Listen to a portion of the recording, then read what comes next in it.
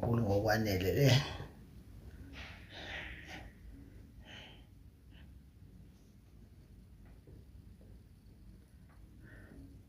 Shango bhaza on a remote. Ngangiphani. Njoba ngishaya nje ngobhaza we-ring light on a remote. Usungangibani. Sanibonani ma-South Africa mahle.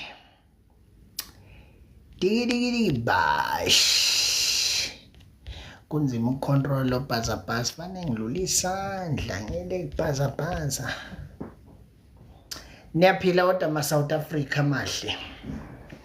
Ngicela singaluzi ifocus ngiyafisa ukuthi siqhubeke sibhadalise izinyanga zikhokhe zonke. Hayi zakhokha zamane libele ibhenguza nomfana omncane kodwa zona hayi ziyangithinta eceleni ziyasho zithi hayi mfowethu hlatshwayo ungasifaki kulento yamyeza. Asikho thina lapho. Sicela ukuthi ungasifaki kulento yamyeza thina asikho lapho. Uthi eyibuza ukuthi hawu kanti yena ume nobani hayi ziyaphika inyanga zithi hayi mayise asifuni thina uqhatha nawe na imali yabantu nje asifuni ukuthi siqhathe nawe asifuni ukuyixabanisa nawe nje si right ngathi hayi kulungileke emaqhawe niyaphila yini kodwa uyanibingelela uPutin omele uPutin wabantu uPutin omele uyanibingelela uPutin omele uPutin wabantu niyaphila yini kodwa na imali yabantu iphi imali yabantu madoda iphi imali yabantu ayiki nithiwa ngicela ningabablock namhlanje nabakhomenta kabi ningalokuthi ningablocki ngisho umuntu oyedwa ningalokuthi wonke nje ama moderators please ningablocki ngisho umuntu oyedwa namhlanje ningalokuthi nonke nje ningablocki ngisho umuntu oyedwa nodelelayo ningamblocki nokhulumayo ningamblocki nothukayo ningamblocki nothi lona uzofa ningamblocki ningalokuthi ningablocki ngisho noyedwa aseplief doch ningablocki ngisho yedwa yes sanibonani niyaphila yini kodwa namhlanje kusho ukuthi impela akazikho lezi ejwayele ukungitshela coba umlomo ngoba namhlanje asibona isidingo sokucoba umlomo kodwa azikho lezi zingitshela ukuthi coba umlomo ucoba umlomo sanibonani niyaphila yini kodwa right bafowethu amacala asaqhubeka ngisaqhubeka nje nokujaha abantu ngifuna imali uyazi ukuthi ngicela ukusho lokho bakhona abantu abangibhalele ama message bengitshela ukuthi bathathelwe imali zabo ngifuna nje ukusho kanje angwayekile amacaleni okuthathelwa imali bengisalindele laba kuthiwa bayofakaza kuthiwa bathi mina ngibadlela imali cha bengilindile nkosipela uyazi ukuthi ngihlale ngalinda live wonke kamyeza ngithi hayi uyeza ngo7 nongizwe emchuno mina ngibasabonke bangeza nongizwe emchuno angibasabonke mina khulekani angibasabi nje uyabasaba yini cha angibesabi nje bonke bangeza nje mabethanda bobabili ngiyabamema bamema bobabili akho ngangithinta mina ngiyakutshela mina ngithi bangeza bobabili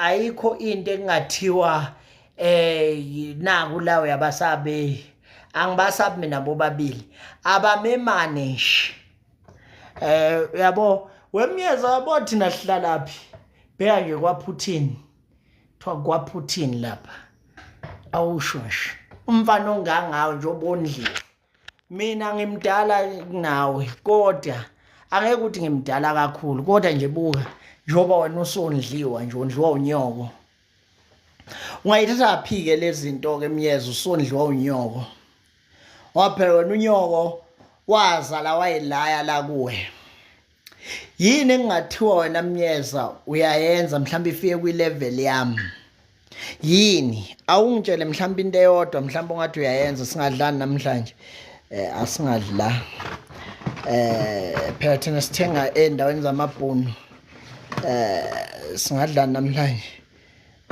Themba asikisi ngizoqedela le amafini yakho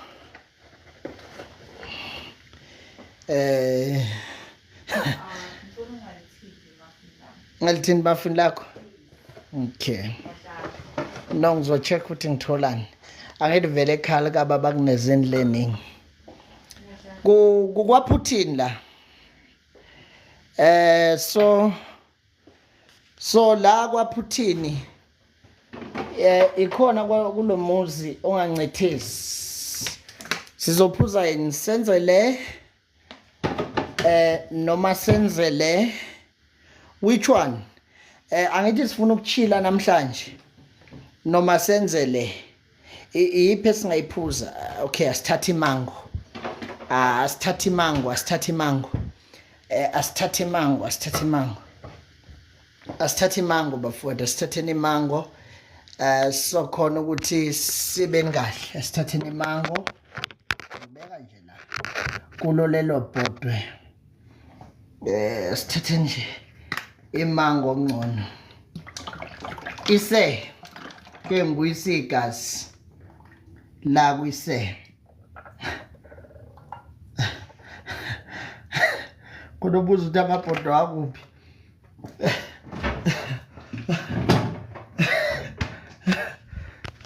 cabanga lo mzuzu wena uthulwela ama-foreigner ezinye izingane ziphuzise ezingayitshontshanga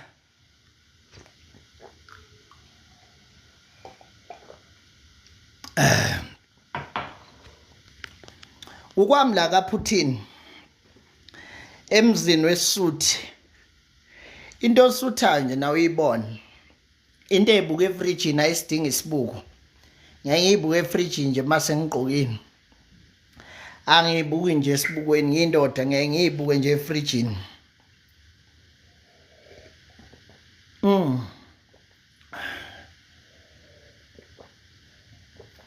nakulokwe airfryer lapha phezulu akusena space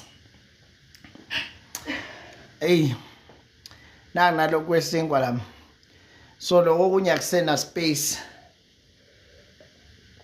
ngithi ngikwenza space la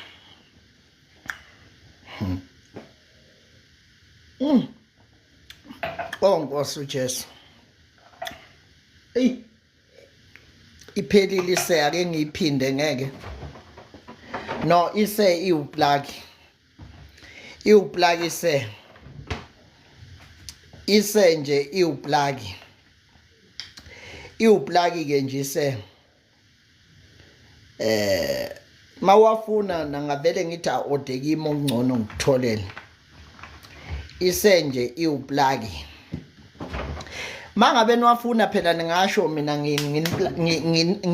nginishayele wona nginidilivele they are very smart our rusty they are very smart our rusty ukwazi nokubona ukudla ukuthi khamba kanjani inkinga iphaketheke ungangi inbox ama interested asikho isidingo sokuthi ulibele ungibhampela la ethi uyabona ukuthi angihlali kwi photoshoot athi uyabona ukuthi mina ngiyenza icontent ngiphila ulife hayi content mina ngiphila nje ulife hayi content icontent angiyiphili ngiphila ulife hayi content whilst abanye becela emzini abantu bethi ngisacela ukuzokwenza ulive mina ngiphila ulife angenzi content Nthema ufuna amabhodwe ungangithinta eceleni ungalibeka ungithinta la nakula ngifuna sixile khona bonke abazinyanga abadle imali zabantu ngiyayifuna phela nje ngimile lapho angaka uguqula umlomo wami zonke inyanga ezidla imali zabantu ngisayifuna into kade ngifuna ukuyenza kuqala Okay, ithi ngenze kanje ngifuna ukukukhombisa i-ring light engilisebenzisayo. Uzobona ukuthi ama level awafani. So uyayibona i-ring light kahle kahle engiyisebenzisayo inganani. Uyayibona nje yona ke. Ikahle kahle leyo ring light engiyisebenzisa ukuthi inganani. Do you see ukuthi inganani i-ring light esetshenziswa yimina? I'm just showing you ukuthi asifani kwi-level. Futhi soze safana. Do you see ring light yakhona ukuthi inganani? I-ring light nje lekuthiwa i-party phone. Makuthiwa nansi ifone yakhe imile standing. Kuthi isuke iphethwe umshini onganani? Zonke inyanga edle imali zabantu ngithi kini magolonyoko. Futhi ayikho inyanga ekufanele igoloze lapho. Yonke inyanga edle imali zabantu ngithi kuwe magololo kanyoko futhi ngisazoyilanda leyo mali. Ayikho futhi into ongangitshela yona, ngizoyilanda leyo mali noma ungayokwenza i-meeting nomnyeza, ngizoyilanda leyo mali. Ngizwe kahle egololo kanyoko, ngizoyilanda. Ngeke udle imali yabantu mase uyobambi ama-meeting asangene. Angeke nje udle imali zabantu mase uyokwenza ama-meeting asangene. Yonke inyanga edla imali zabantu ngithi ngizoyilanda imali yabantu. Uyangizwa ngithini kuwe? Ngisazoyilanda imali yabantu. Ifoni bani lo iphatha ubhuti Samsung.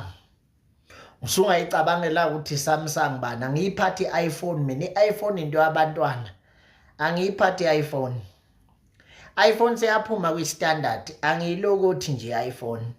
Wawuzwa kudala ukuthi i-iPhone ayitshontsha. Hawu suka bakutshontsha kabi lokhu kwama-iPhone. Angiyiphathi nje mina i-iPhone. Angiyifuna kuyansi. Akusuthi angiyi-afford problem mina ongayithandi. I-Samsung engiyithandayo. Yes. Ngiphathe Samsung lapha ngako S. So sungayicabangela ukuthi S bani. Yes. Ngiphathe Samsung lehlelile ko S. So sungayicabangela ukuthi mawuyibona wena ifana ne-S bani. Ise-juice ayisashubanga kanje. Ayisashubanga kanje ise-juice. Right, bapemu ngizobuya la kunenyanga ekufanele ngiyibize 2+2 leli phara lelale kaMhlabe yalingani bathu bani 2+2. Leli phara lu-2+2 ngiyalifuna, ngisazoyifuna imali kuwena Khehla. Futhi uzokhokha Mhlathwenja. Uzokhokha uthanda ungathandi. Uzokhokha u2+2 nimtshele zonke imali zabantu uzoyibuyisa Msunwenja. Ngisakubiza ngomsunwenja kuphela. Angafuna ufa uma wakho. Ngizomfama senginesidingo. Ngizoyifaka nje. Ngizoyifaka. Ngiyakutshela mina. Ngithi mina ngizoyifaka. Yangizthi ngithini kuwe? Ngizoyifaka ke mina nazole. So okwamanje nje ngisasho ngiyayifuna leyo mali leyo. Indaba le account yami ngayiboni nawe ikhona. Uzoyifaka leyo mali leyo. Uzoyifaka leyo mali leyo. Mhlase ngiyifuna uzoyifaka. Uyabona nje wonke amaqola ngisazowajaha ngake zikwayeka. Ngiyahola vele mangilanda amaqola. Lapha ngifuna indideke. Ngihola impela mangiwalandile amaqola ngiyahola. Yes. Mangiwalandile amaqola ngiyahola impela. Angifuni ukunika iphepha elingekho noma elibhedayo. Uma ngabe ngiwalandile amaqola ngiyahola impela. Ngiyahola. Ngiholelwa yibona impela labe ngibalandela amaqola. Yes, ngiyahola.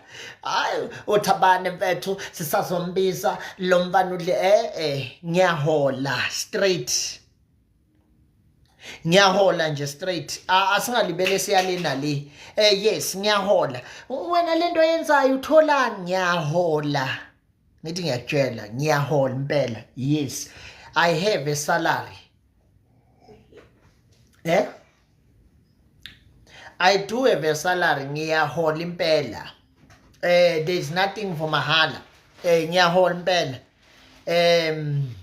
bathathe la qasha uma qasha amaleba mawakhe ayikho into ekuthula la qasha la ekhaya so njengoba uhudula umsuni kama wakho uza nawo la uzosibiza ngola qasha yiko kokudi kuko ke lokho mfana wami ukudonsa nje lesibumbu sikanyoka usilethe la nazi ya angithi uyabona nangu ngibiza ngoloqasha nangu nimbhekeni uzoyithola lento oyifunayo la ekhaya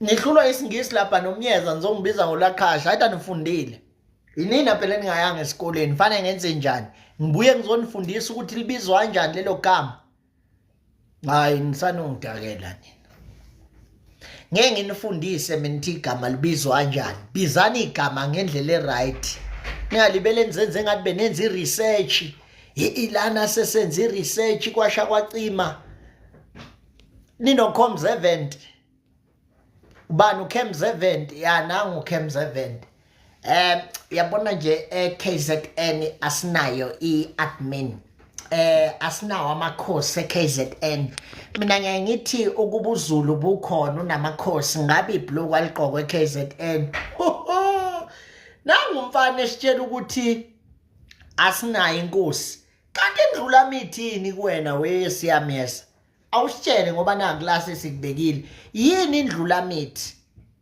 usitshela ukuthi asinamakhosi eKZN kanti indlula mithi ubani ufuna ungitshela ukuthi uKing Mrs Zulu nje kuwena akana akusilutho nje isithombe nje lesiya akuyona inkosi le njoba uthi eKZN asinayo iadmin if abantu benga understand ukuthi eKZN kambe sithini lesingisakho sithini but isinoChems Event phakathi konje sithini sengwakhohlola amasimbi esilungu lalela ngithi kuwe nayi inceki yenu lalela ngise uyena umyeza lo engimbeke la usiyabonga myeza lo engimbeke la lalelani bafowethu ngithi mina ke ngisazolokhunja ngisazokwenza kanje ngizofaka amacala akho umfundo mtshali ama-iPhone ngekudalanga ngisamlinda ukuthi aye live nongizwe emchuno uyena lo awu nina niyadlala nina nangila seshaye khona impilo lapha wayesafunda lapha nangila niyambona seshaya ngesise singanani uyena lo eyelo nesikhindi kade ngimpostile mina usenomkhatshana laphana lo mkhabalo wama-ARVs nawo lapha usenomkhatshana phansi nawo umkhatshana wakhe lapha phansi iwo-ke lo mkhatshana senawo-ke manje kusewuyena futhi lo mina ngiyobuya naye ephila wayesesemncane la esa-innocent ingane ka-1998 vele le basithengisela ama-fake ama-iPhone nangu uye lo wabaleka ney'mali zabantu uyena ngqo lo wabaleka ney'mali zabantu wathi kuwili ibhizinisi lakhe lama-iPhone ubithreywe ilaba adayisa nabo unamanga wandisa isibhayo noyi lama-iPhone nangu ayothi ngiyakutshela mina ngobuya naye ephila ngibuye naye la ephila saka ngize naye la wona ufuna nginikhiphele yena isigqoko uyena lo myeza uyena baningi abantwana njengamanje abangibhalela ama-message bathi mfowethu lo muntu wabaleka nemali yethu sidayisela ama-iPhone sicela usize phuthini uphi baningi ngaba abantu abafuna iy'mali zabo zama-iPhone njengamanje usazobona nje kugcwele ulive sikhuluma ngayo indaba yama-iPhone kugcwele ulive sikhuluma ngama-iPhone usazobona nje sikhuluma ngendaba yama-iPhone kugcwele ulive sikhuluma ngama-iPhone cishe bakhona abantu futhi abakhalayo futhi ngama-iPhone cishe bakhona futhi abantu abakhalayo uyena usiyameza lo owayethi udayisa ama-iPhone wadla iy'mali zabantu uyena lo uye kanye lo wadla iy'mali zabantu ethi udayisa ama-iPhone uyena lo uyena ingake efihla ngemask akafuni ukubonakala Isikhathi esiningi uspend isikhathi eForslolus driver iAvanza eForslolus. I-registration ye-Avanza ngizoyigodlo kwamanje. Kodwa isikhathi esiningi unokuspend isikhathi eForslolus drivela umuntu iAvanza. Kune-Avanza ajwayele ukuyidriver eForslolus. Okwamanje ngisazoyigodla leo registration ye-Avanza ngoba akusiyo yakhe. I-Avanza abantu. Nangu uyena uSiyamyeza. Uyena uSiyamyeza lo weCamp 7. Uyena lo weCamp 7. Uye kanye. UseThekwini today uMyeza, yes, kusho ukuthi useThekwini today, but mangabe segoli usuke drive iAvanza egoli. Uyena impela lo weCamp 7. Uye lo biza ubaba Ungizwe Mchunu. Ubaba Ungizwe Mchunu angaze abiza umfana ona 28 years. Manje sengithi umfana ona hayibo. Ungizwe Mchunu sengaze abiza umfana ka 98. Manini wo. Manje Ungizwe Mchunu ona 26. Ungizwe Mchunu angaze abiza umfana ka 98 ambize. Hayi kahle nibo. Baba Ungizwe Mchunu. Phela lo muntu ka 1998 kanti ubabu hayibo. Ubaba Ungizwe Mchunu ubebizwe ilo mfana omncane kanje. Wambiza impela lo mfana wambiza wathi wozala Ngizwe Mchunu. Kahleni bafowethu no ngiyabangala lana.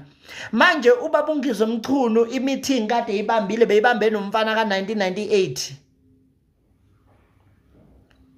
No ngiyabuza angilwi ngithi kini manje Ungizwe Mchunu ubebamba i-meeting nomfana ka 1998 umfana ezombonisa ukuthi fanele kenzeni njengoba engwa 1998. Ay ngeke bafowethu. Ay ngeke baba Ungizwe Mchunu. No. Pass up. Angifuni ukukufokofisa baba Ungizwe Mchunu, ngikuhlonipha kakhulu. Ngona ukufokofisa ngakufokofisa uma uyingena le ndaba kodwa ngifuna ukufokofisa ngikuhlonipha kakhulu. No ubaba Ungizwe Mchunu ngamfokofisa uma ingena le ndaba ukuthi nje kwamanje angeke ngikwazi ukumfokofisa but uma ingayingena le ndaba ngamfokofisa into ehambayo. Ngiyakutshela ukuthi nje ngoba phela le ndaba akakayingeni kodwa uma ingayingena angangibona ukuthi nginjani lapho.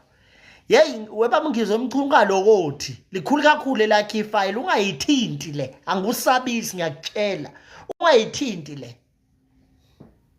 ungayithinti impela le wena uright ngoba sohayeka amaphasela uright ke lapho ngoba amaphasela sohayeka so uyihustler usu right ungayingeni ke le uyeke ngoba mina ngendlela engachanga ngayo angazi ukuthi uba ungaphinda kuthengela impahla zokuqoka ngoba ukhehleleza usazwani naye. Ungayithinti ke le phuma kule. Lena ngiyacela mfowethu vele uphume ngo left ungayingeni impela le baba Ungizwe.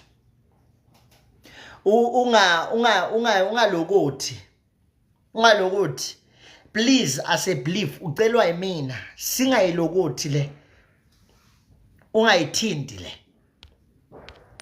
Ngoba uma ngabuke wangena le kuyonyiwa ungayilokothi le. Yeah. Ungayingeni impela le. Hayi please ungayingeni impela le. Yes ngiyabonga nje ukuthi uyayikhipha kule and please sikhiphe ngempela. Hey le ingakudestroya ngempela le. Yazi ungalidriver back lelo Fortuna to King. Ungalidriver to ubaba uZondi lelo Fortuna uma ungathinta le ungalibuyisela emuva mina ngiyatshela nasi ungayithinti le suka kule le ungayithinti ke le phuma kulomfana ofuna ukufaka ekukhulumeni ungayithinti le angusabisi ngiyatshela bonke abafuna ukushawa asebebona ukuthi bayaphansi bavama ukudonsa abanye ungavumi bekudonsa qhela suka vele wena awunankinga nami anginankinga nawe baba uMchunu ngikuhlonipha kakhulu futhi unamakhosikazi uhloniphekile kwikhandri siyakwazi amagalelo akhulwela imvunulo siyawazi amagalelo akukhulumela iqiniso eSouth Africa futhi ngiyazi ukuthi nawe uyafokofisa ungalokothi ungayithinti le ungayithinti le namhlonishwa ngiyacela imina ocelelayo ukuthi le ungayithinti ngiyacela Nkosi yami wena babungizwe usuphambi kwamakhosi lezi zinto ze social media ezikanje ngalezi zethu ungasondelani nazo lezi zinkinga lezi ungadlaleli kuzo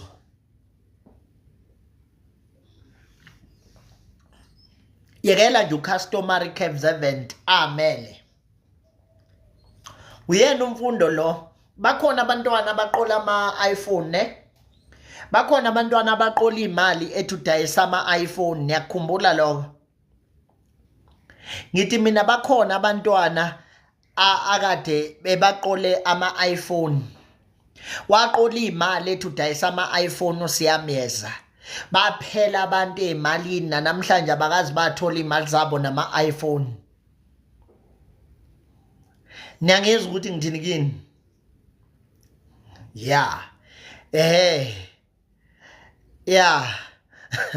no ushilo ubabungizwe Mchunu ukuthi lento yakhe usiyamezwe uyizwela le kude baby ifuna ukudlala le video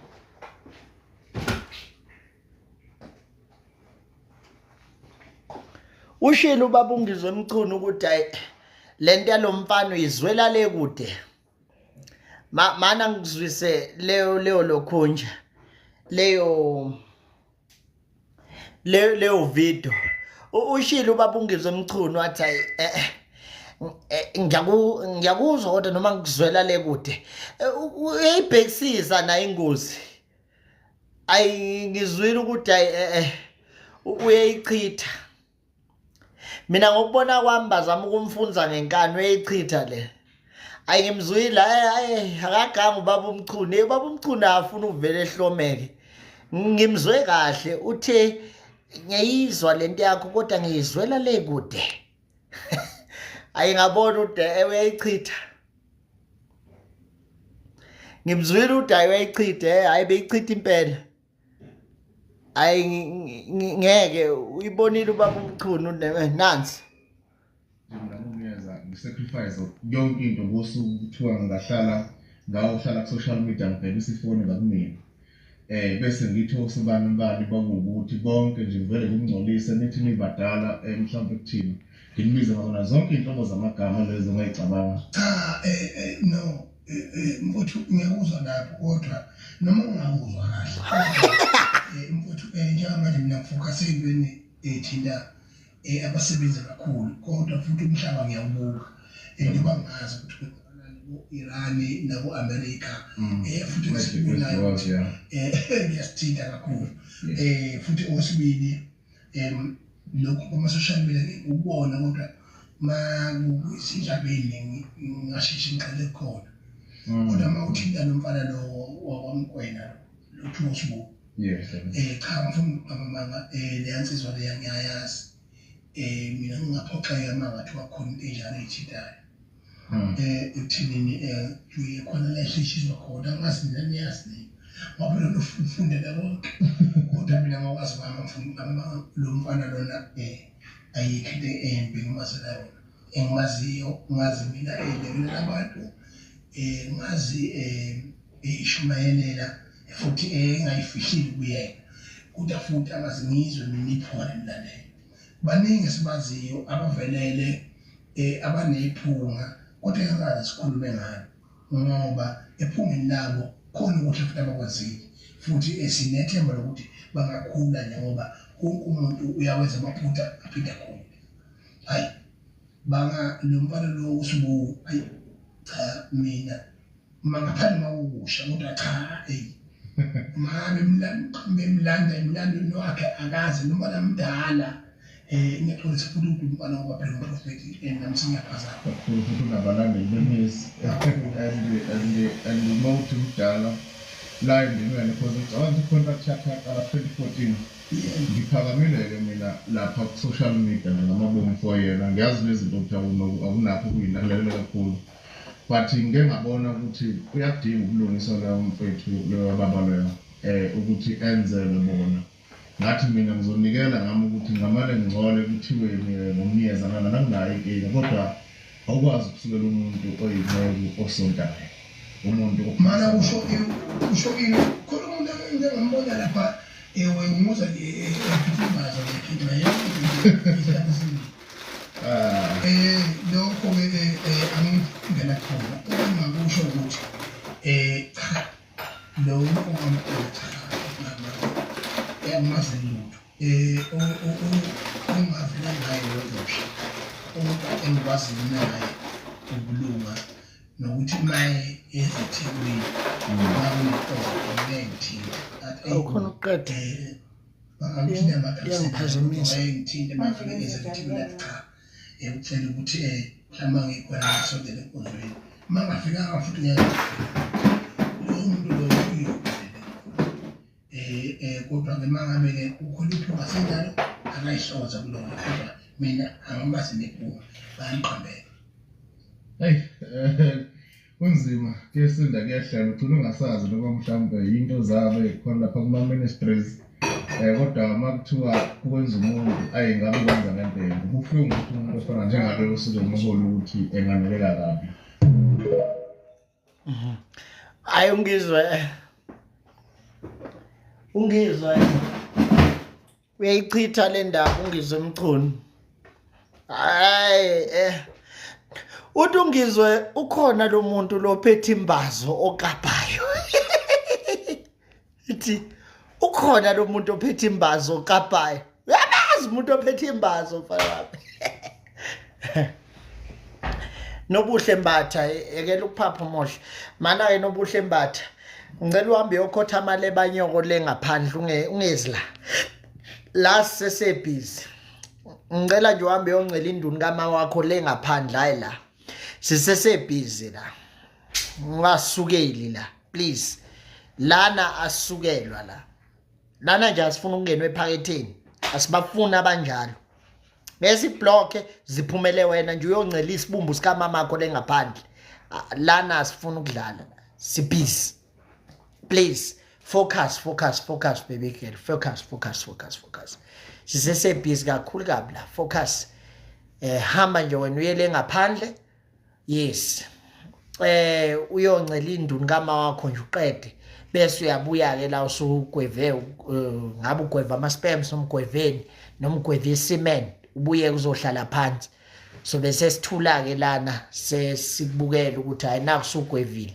sunezinza la emazinyweni sikubona ukuthi hayi beku serious bese uhlala phansi yes nazo ke lana nje sincithezi and abantu asibasukeli la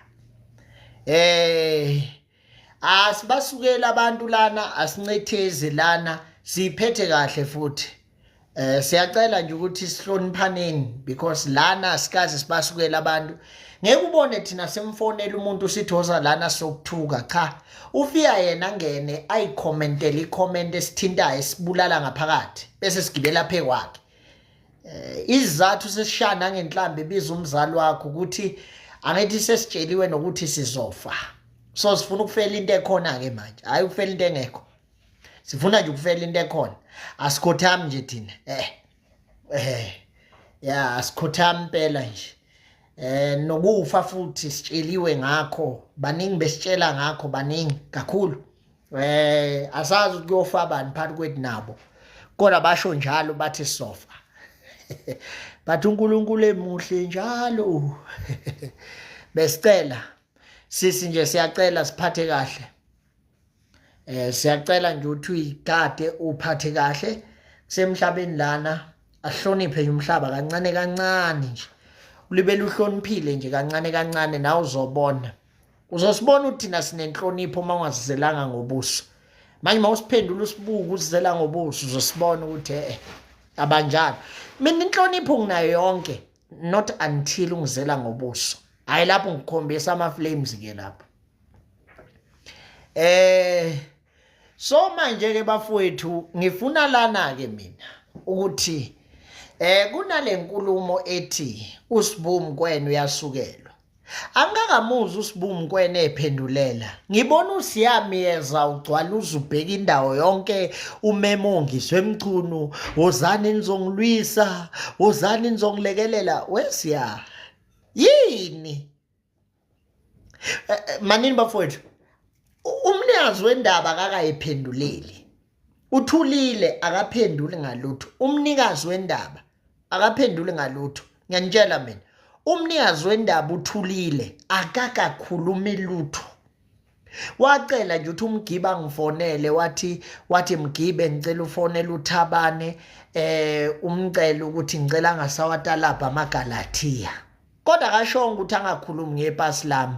Wathi ngicela angawatalapha amaGalatia ngoba amaGalatia ayinkinga. Mina ngibuza uSiyamiyeza ukuthi yini uSiyamiyeza exhumagxume kangaka? Umbuzo wami ulapho nje kuphela. Nansi ifoni. Alright.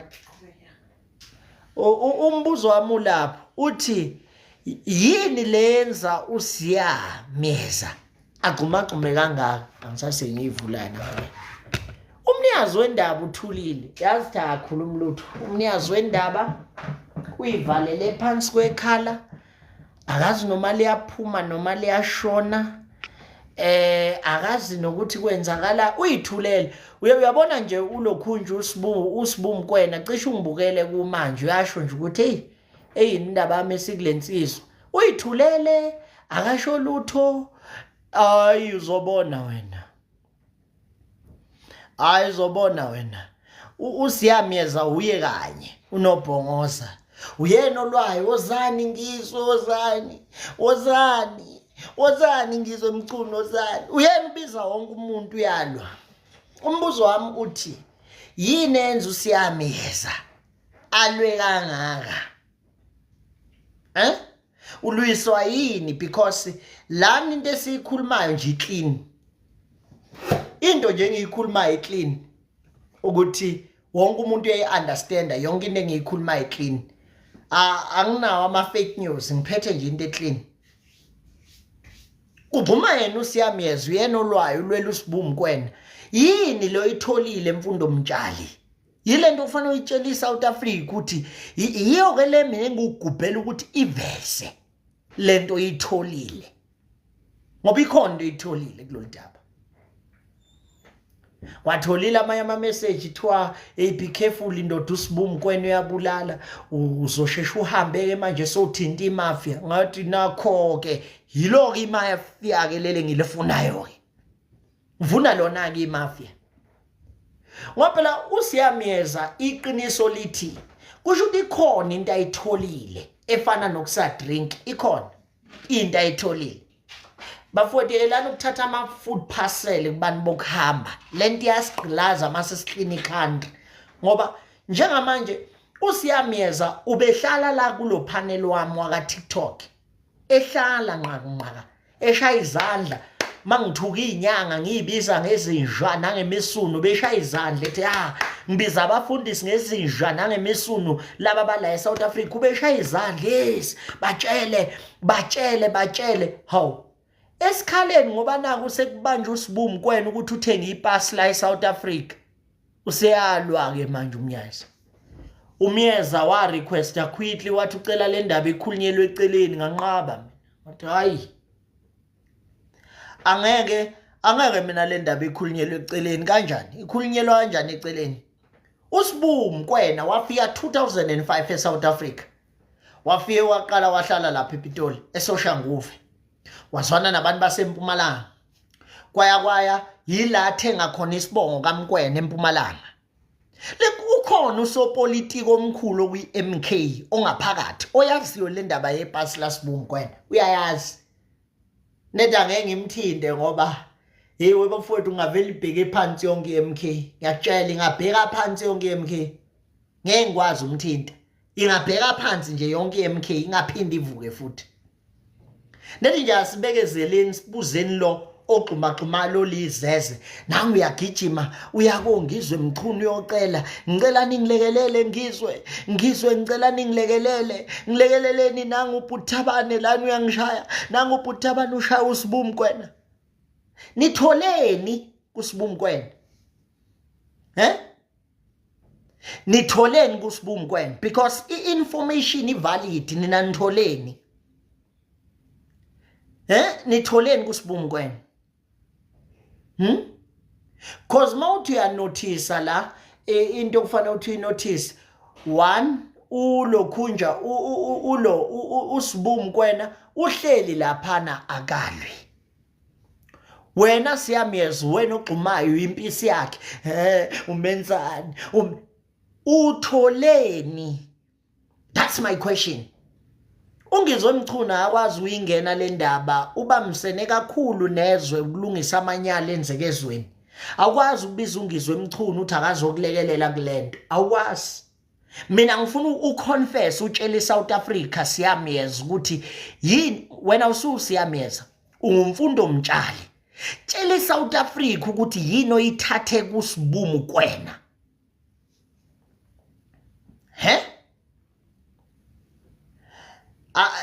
itshele yona ngqo iSouth Africa ukuthi utholeni kuSibumkwena because uSibumkwena walobole ePietermaritzburg wayehambe nomnyaka esuka eGoli waya le KZN la hlangana khona noMabalengwe wayengayena kumprofeti leso sikhathi wayeseseyinyanga ukuxabana kwakhe noMabalengwe ukuthi uMabalengwe naye baba ngama client base beyaxabana ke bahlukana ngoba babe banga ama client umnyaka uyayazi leyo ndaba obiyobe ifakaza naye ethi uyayazi wasuka lapho usonto ePostoli uthe qeda lapho abona ukuthi impatha zase South Africa ezilahlile ithi ngivele ngithi ngumprofeti nina lento ayiprofeta amanga uyahamba yobhadala abantu basemikhukhwini o500 labantu laba bangasebenzi babhadala o500 bezovuma iprofeti esontweni uthatha blog nginakho lentwane yaseZimbabwe igama layo uZibusiso wakampofu akalwe emayelwa sefike khona ke manje angifuni phela nje ukuyidedela le South Africa ingayilungisanga ngeke ngamane ngiyikhuluma unyaka wonke fanele iSouth Africa ilungise lento lo mfana uZibusiso wakampofu uzalwa esibhedlela ekuthiwa Impilo Hospital lekaBulawayo ngifuna ukwazi ukuthi ipass uSibumkwena njengoba elithole 3 years back esebiza ngomkwena ebe engwakampofu ulithathapi ubani lo omnikeza ilungelo lokumnika ipass imuphi lo Home Affairs onikeza uSibumkwena ipass let's talk sesikhona ke manje let's talk asikhulumeni ke manje asikhulumeni ke manje ulithathaphi ipass kwiDumisa TV ungene kanjani 2014 engenali ipass my question uyithole kanjani inkundla seDumisa TV ungenalo nepass wakhipha bonke abafundisi beKhandra Sal ngenxa yentombi yakho ubuhlele kwimarketing fanele uyitsheleke manje iKhandra ukuthi uyithathe wena lento eadvantage ongena ngaphakathi kwiDumisa TV nayo iDumisa TV ngiyayimangalela milela ngiyimangalela ngimangalela mina ngiyayimanga uyabona eSouth Africa ngifuna ukunikhipha ukuthi nila iHome Affairs imnike kanjani iID ingenayo evidence ukuthi uzalelwa kusiphi isibhedlela lo mkwena owasayinela iID kaSibuku ukuthi iphume ngicela kwenziwe iDNA nabo labo mkwena akenzi iDNA nabo ngikhonde ngifuna uyikhombisa eSouth Africa abalandwe eMpumalanga kwenziwe iDNA ayenziwe iDNA abalandwe eMpumalanga kwenziwe iDNA ngadlale nina thina sibadala masibanga manithi niyalibuyisa izwe musani uqala le kude qalani la eduze kulaba abanemali yekelani lama foreigner lapha ehlahleni akhanda imoto vela yaphanda lawo ngokuclean ayaphanda awana mali nina ninomuntu onemali la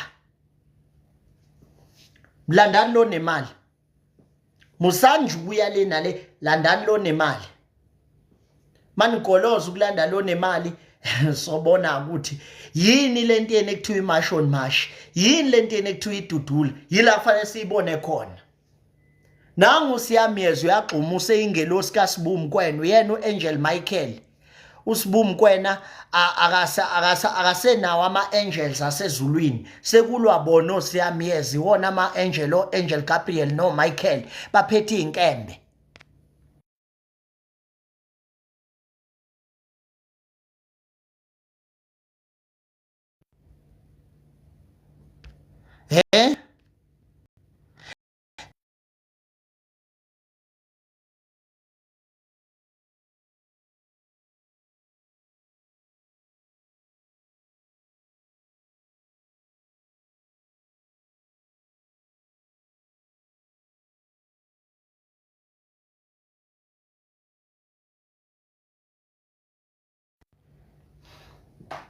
yeah ngifuna ukunizwa kahle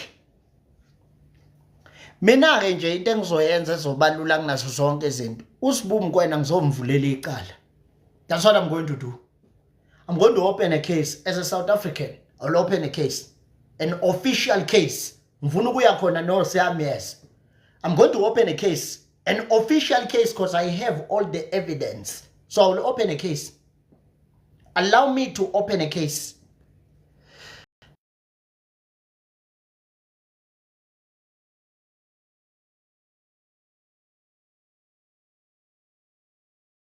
I must open a case against him.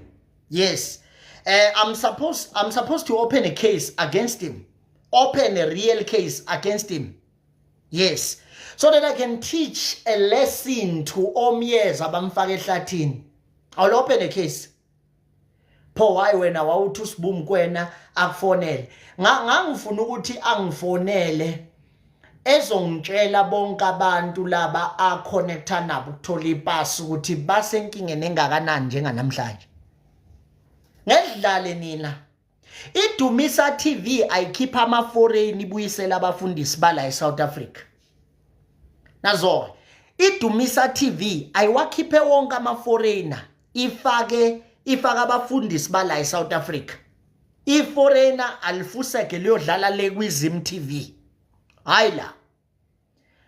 Lo nje abantu abafana noSibumu Mkwena abafuseke beyodlala le kwiZim TV. Yes, hayla. Nayo futhi fanele isitshele ukuthi imgunyaze kanjani umuntu obengenamaphepha ukuthi angene ngaphakathi. uSibumu Mkwena incwadi ayenazo ezaseSwaziland wazama ukuyiconverta la eSouth Africa zanqaba. Ngifuna ukwazi ukuthi iSouth Africa iyolunga kanjani manibalekela nangumuntu ovisible. Ayithi nangu visible. My question is, nangumuntu ovisible. Nimbalekelelani lo muntu ovisible? Ngithinta uSibumu Mkwena kwahlanya usiyamyeza. Hayi, akangathinta uSibu wenzeni umfundisi omkhulu? Usewumfundisi omkhulu. Usewumfundisi omkhulu. Ngiyabuza, usewumfundisi omkhulu na? IForeigner lona selilikhulu kunathi. No, my boy. Mangabe umprofeti akahamba ulungisa lekhaya kube eZimbabwe. Akahambe. Akayele ekhaya kube eZimbabwe. Ngazi ngisho isikole afunda kuse eZimbabwe. Alikwazi nini ukungiphikisa. Alikwazi nini ukungiphikisa. Lo mfana ucabanga ukuthi uyazi kakhulu. I'm going to show you. Because I'm going to come against Home Affairs of South Africa. I will show you how smart I am. When I come against Home Affairs, that's where you'll know that this boy is very smart. That's all. Yabona mase ngivula icala against Home Affairs, ila uzobona khona this guy is very smart. Home Affairs awubuhlanganisa namanesi manje esibhedlela, uzama ukuthola iphepha lasesibhedlela lokuthi uSibumu Mkwena uzalelwa khona. Ngiyalifuna ukulibona lelo file. Wazalelwa le Zimbabwe. Thank you. Asikhulumeni iqiniso. Awukwazi ukuzozenza umprofeti la. Fusek hamba kini eZimbabwe uyoprofeta ukuthi inkinga yokuwa komnotho wakhona ikuphi. Awukwazi uzosiprofeta la thina si right eSouth Africa. Nisuka le nizoprofeta la. Fusek phoma uyela lekini. Hamba kini.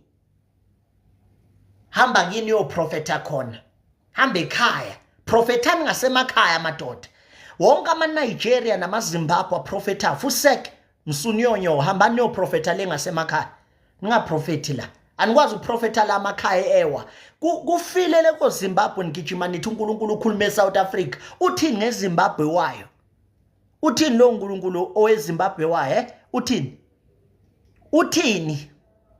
uthini lo uNkulunkulu wenu weZimbabwe wayo ngoba iyawo iZimbabwe njengoba nizoprofeta la eSouth Africa phumani nibuyele ekhaya hambani nibuyele ekhaya si right thina la sinamakhosi ethu thina la sinendlulamithi sinoRamaphosa naye sikhala ngaye kodwa hleli sinobani la sikhona nina hambani nibuyele ekhaya niyolungisa inkinga zasekhaya hambani akwazi ukusuka le uzovula iministry la once waqala uNkulunkulu wakhuluma nawe the first thing ongambuza yona ukuthi isizwe sethu silunga kanjani awukwazi ukuzothi iSouth Africa ungithumile uNkulunkulu tshela lo uNkulunkulu uthi ngithe msuni kanina kwanaye akajike nawe uyele ngakini tshela lo uNkulunkulu othi ukuthume eSouth Africa uthi ngithe kuyena msuni kanina kwanaye akajika abuyelele kubo ngoba la kwaZulu la seSouth Africa labafana ngeke sizwe ngani khohlwani bafowethu lena ngizoyikhuluma futhi ngizoyimela ke le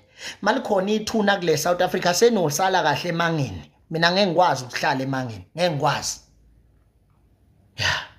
uma ngabe le ingisethuneni kulungileke bafowethu rest in peace to myself ngiyolala ngiphumule vele eqinisweni let me continue talking the truth until I reach the grave cause ngeke ngize ngiyeke nazo yayizwa manje eyibithini ngoku angithi usuyayiva ke ngoku ngoba angesikwazi ukuthi sivumele amaZimbabwe ezothatha umhlaba isinomi kanjani cha ngesikwazi ngeke size sikwazi uma ngabe nina ningayimisela ukuvula phela lalelani bafowethu lo mfana lo ekuthiwa uSiyabonga Miyeza akususiyabonga Miyeza igama lakhe umfundo wakamtshali lo mfana ekuthiwa uSiyabonga Miyeza akususiyabonga Miyeza igama lakhe umfundo wakamtshali and lo mfana lo sekuyacaca ukuthi une connection yokungcolisa iSouth Africa kuyacaca and ku visible enough kuyacaca ukuthi uno connection ongcolisa iSouth Africa if nithi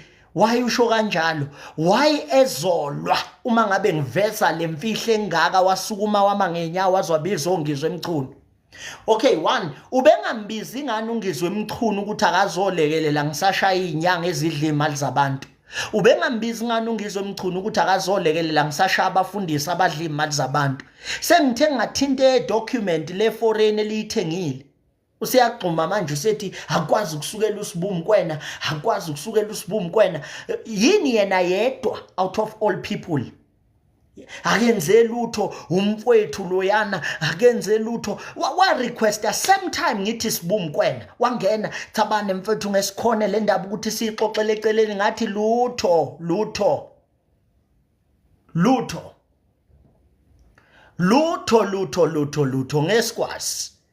ngesikwazi ukuthi sixoxele eceleni leka Sibu yindaba yena uSibu fanele simtreat special yini I was so interested on how Miyeza jumped yabona umuntu mangabezojumpa uvele ngivuselele ngithi ujampelani lo ake simbhekisise yini la ijampelayo lo osengiyathola ukuthi no uMyeza ikahle naye wacommit crime eThekwini esafunda eThekwini waphinde wathi udayisa ama-iPhone esewumfundo mtshali ngengasidisplay ake isithombe sakhe wathi udayisa ama-iPhone wadisappearisha nemali zabantu that's why egqoka amabharaklava mayehamba because akakwazi ukuhamba khululeke ngathi alright isigebengu lesi right ake sizwe ayikho imali ayithathile kuSibumi kwena that's the part that I want ukuthi uthatheni khona ngoba nalapha ka TikTok wafike waphusha icontent imfana wami waqhubha umuntu wesifazane ngaphambili after my investigation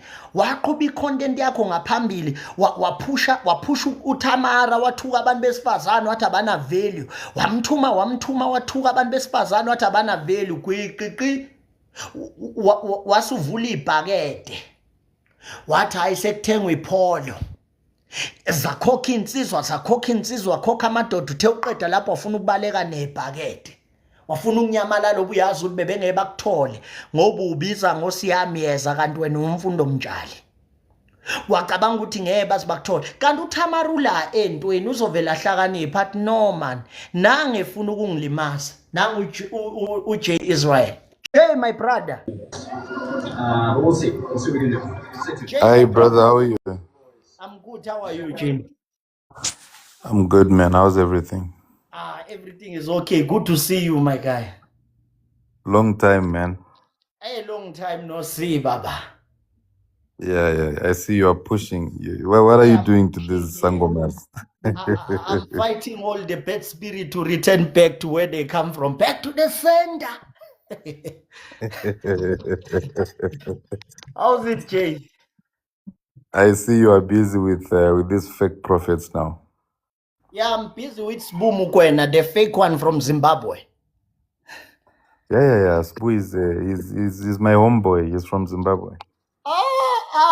Jay, you can't say that, Jay. I'm telling you. Sbu. Listen, there's a boy by the name Siamiesa. He's busy arguing here in South Africa saying Sbu Mukwena is a South African. No, he's not. He's not. You know him in Sbu is Zimbabwean. I exposed Sbu Mukwena 3 years ago. Boy, you lying, Jay. Yeah. His real name is Zibusiso, I think. Zibusiso or Z something. Yeah, Zibusiso Mpofu. Yeah, Zibusiso. Yeah, that's his name. And he was born there in Zimbabwe. I know the hospital. You got papers. I know the person who did papers for Sbu. Boy. Yeah. He's like all of us. He's a Zimbabwean, but he's that one Zimbabwean who just wants South Africans to think he's South African. You lying, Jay. Yeah, I'm telling you. Jay, you are lying. I know Sbu Mukwena from the days I was there in South Africa talking about all these people. Sbu does these things of buying people for prophecies and he pays he hires people to prophesy and to do all this funny stuff that he does. And and after that he collects money from people and he drinks a lot, Isdakwa, Sbu Mukwena isdakwa esikhulu kabi this. Jay, don't lie to these people, they will faint. They've been giving us and money to him, thinking he's a prophet. I understand, and you see, I don't blame people. Yeah. People who always fall victim of these fake prophets are people who love God, because they are driven to these churches because of the love that they have for God. And when they get there, they arrive thinking they are arriving at a church, not knowing that they are arriving to be scammed. Yeah, it's not only Sbu Mukwena. Bushiri, but Sbu is worse because Sbu No. people that back him up. No, Sbu is actually a child when it comes to these issues of fake prophets. He's one of the smallest ones. Okay. Yeah. There's people who are deep in this thing of lying to people. There's one apostle there in Cape Town called Mohlala. I'm sure you know him. I know Mohlala. Yeah, big scale that one. Not the one of Benin. No, I big saw scale maybe that one. that sort of Duncan Williams. Yeah, he's a scale that one, big one. The criminal is a crook. Yeah. I know him Mm. about the Benin thing, you know, because when I saw the Dark Lords of Benin, then I saw the ring on his finger, then I saw another video when Duncan Williams was handing over that sword of the darkness to No, Johnson. no. Not even those things. Though those are just theatrics that they do, cosmetics that they do to just look powerful. The real stuff that they do is far from all that they display. The display of rings and swords is for them to look powerful, you know. Yeah, But the actual thing they do, they're all the same. They buy people for prophecies. They buy people for deliverance. They buy people to come and act as if they are being delivered, you know. And to some who just scream around and jumping, because here's the thing, my brother. I want you to look at all the people who attend these fake prophetic churches. Their lives don't move. If a person joins the church today, like the church of Spumukwena, if someone joins today, there's nothing that they're going to get from that church until they leave. The time they leave, they look at their lives, it will be worse than the time they walked in. Why? Because all these churches, all the thing that they do, they promise people miracles, signs and wonders, and they take people away from the actual thing, which is Jesus. I get you. You see, the real thing that people must focus on is Jesus, not the prophecies or the miracles or the deliverances and all these funny things. If they can really perform miracles as they claim, let them go to hospitals and heal the sick. The real sick people are in the hospitals. They are not in the church. Wait, Jay, can you please brief these people a little bit about Sbu Mokoena? How do you know him? You know, I used to. I've preached for way too long. I started preaching when I was 13. I stayed in South Africa there for quite some time. I've had a fair share of my own mistakes, but I want to thank God that I finally had a revelation to take myself out of all these things. You know, yeah, because most of this, I know all of them, and they all know me. They know me. I know Yeah. So these boys, you know, it's just one and the same thing. It's all about money. Yeah, To meet them, it's money. To meet them, it's money. For them to pray for you, it's money. For them to lay hands, by the time you are done, most of these prophets, the way they operate, at the end of it all, you just have to leave money. You know, there's a man here, very young boy, born in 1998. His name is Mfundo Mjali. He claims he's a South African, though, but he claims to be known as a good pastor. He claims what? He claims to know Sbu Mokoena as a very innocent man of God. He's very gullible, and don't blame him. Don't blame him. He's gullible. It's either he's gullible or they get drunk together and they sleep with prostitutes together. Yeah. I see someone says Auf Lukau. Lukau is another one. That one is a grandmaster, that one. That one is a smooth operator. But I want to focus on one matter and finish this matter so that I can complete with it, because I cannot jump to 5 matters at once. I just want to get rid of Sbu and get to Home Affairs, where they tell me that where was Sbu Mokoena born? And those ones... it's very simple. Yeah, G. The most effective way to deal with these people is not to just speak about them on TikTok. Yeah. Tomorrow morning, my brother, I'm giving you advice, and please take it because I know it works. Okay. In fact, on Monday morning, you yourself go to Home Affairs. Yeah. Don't even waste time. Go to Home Affairs on Monday morning and tell them that you are there you want them to check a person called Sbu Mukwena. Where was he born? When was he registered in the system? Where was he born? If they give you that database, go and check where he was born. If you want to bust these criminals, do things the right way. Take it to the law. Don't speak on TikTok only. One of the main reasons why so many fake prophets that I personally dealt with when I was in South Africa, one of the reasons why they are still flourishing is because all the talks that we spoke, it ended on Facebook. After Facebook, there was no follow-up with the law. These are criminals. They are committing criminal offenses against humanity, you know?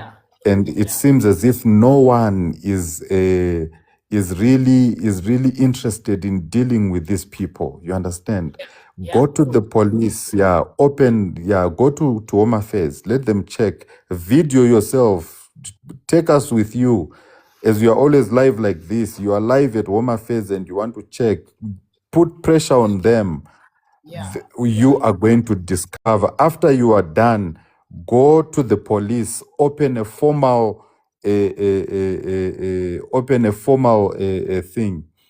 police case. That one is called identity fraud. Go and open that case. Let them follow it up. You will see it won't take any time. They will deport him. They will bring him back to our country. He is one of us. He is a brother. He is our Zimbabwean brother.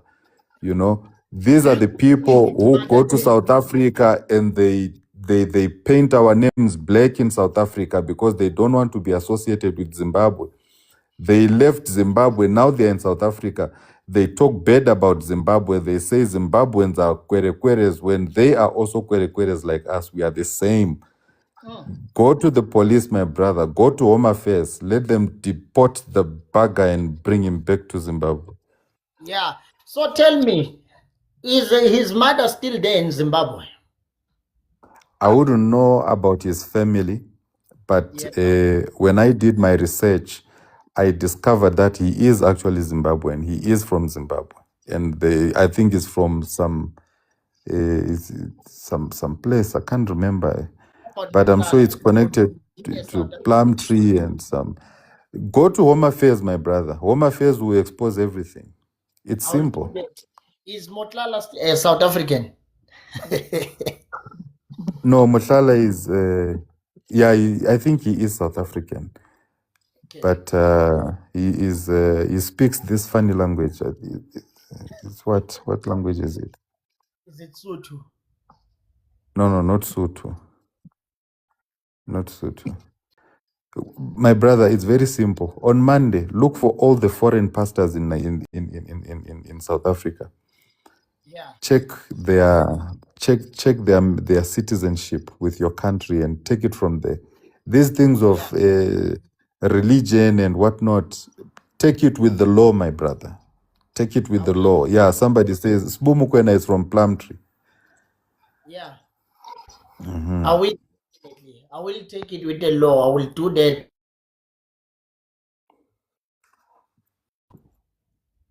Definitely, Jay, I will do that. Yeah, that's the best way to deal with these people, my brother. And what you also need to do, also find out in his church, there are probably people that he scammed. There are probably people that were scammed, people who are crying. Help those people to open cases. Take them to the police. If they went to him, they bought oils and the oils never worked. That is fraud, my brother. It's called fraud. It's misrepresentation. You understand? All this encourage people to go to the police. Yeah, I will do that. Definitely. Definitely. Thank you so much, Jay, for visiting us. I know I might be looking very noble, but for you to take your time and come and join us, it's appreciated. No, you're doing a good job, my brother. My only prayer for you, which is my only wish, is that they don't use money to destroy the work that you are doing. Because this work that you are doing, my brother, is not something that is very easy. It's not everyone who's going to be given the boldness to come out and speak against people in ways like this, you know. You just need to be careful, you just need to be vigilant, and you need to be very strong, you know. Whether you pray by your culture or you pray by the Bible, whatever way that you pray hard, my brother, because this thing is like you are spitting in someone's plate while they are eating. It's like you are, yeah, it's like you are pooping in someone's pot that they are busy cooking for dinner. That's what you are doing right now. So they will do anything it takes to come after you. They will try to kill you. They will use women. You need, when doing this, my brother, you need to stay away from women, because those are the people that they are going to use to set you up, to do whatever that they want to do against you. So just be strong, be vigilant, and also be tough, you know? Yeah, we'll Yeah, definitely. yeah. It's all good, my brother. Have a good night. Thank you so much, Jay. Enjoy. Yes, sir. Mike Tabasa. Okay. No didide. Azia. Upho munye. Nikuphi? Uphi kumyeza? Uphu siyabonga myeza. Lo ongumfana wakamtshali uphi? Hambile wahlohla ikhanda elikhulu waya kubaba ungizwe emchunu. Wayothi baba ngizwe emchunu asilwe nangu lo mfana uhlala efonini athatha isikhathi sakhe because he thinks about South Africans. Yes, that's why he sit by the phone and help South Africans. South Africans, they need victory, and no one is going to bring victory. Our ancestors have gone long time ago.